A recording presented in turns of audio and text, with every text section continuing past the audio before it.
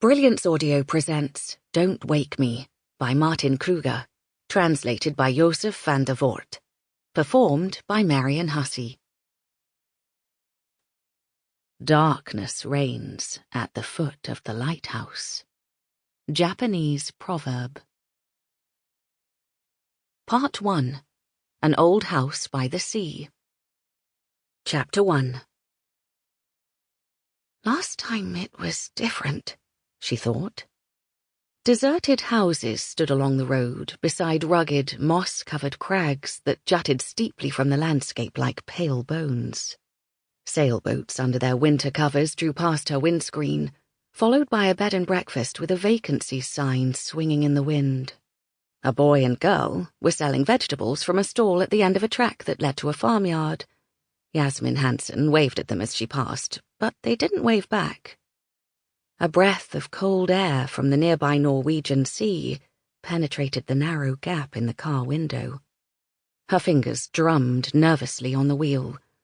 The radio was playing an old song by the Rolling Stones about a traveller seeking shelter from the storm.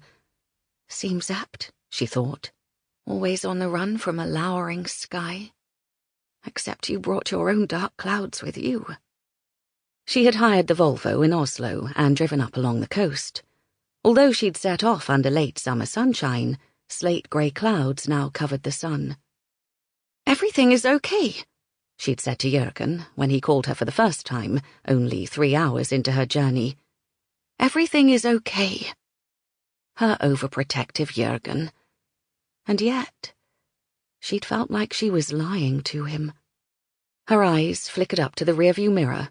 Paul had fallen asleep, his mouth half open, his chest rising and falling in a gentle, even rhythm. His Nintendo 3DS was still lying beside him, quietly playing a tune. Paulie, as Jürgen sometimes called him, though Jasmin didn't particularly like the nickname. Beyond him, in the boot, Bonnie, their 3-year-old Labrador, was also asleep.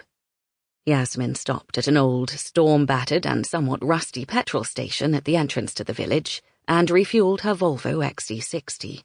She could smell the sea and the endless pine and spruce forests. Paul didn't stir as Jasmin gazed at him lovingly and opened a door to let cool, fresh air into the car. Her son sighed quietly in his sleep. He was tall for a 5-year-old. She'd had to buy him new clothes just a few weeks ago. He kept growing and growing. He'd be taller than her before long. "We can do this, together. And when we get back, everything will be okay again," she told her. Sample complete. Ready to continue?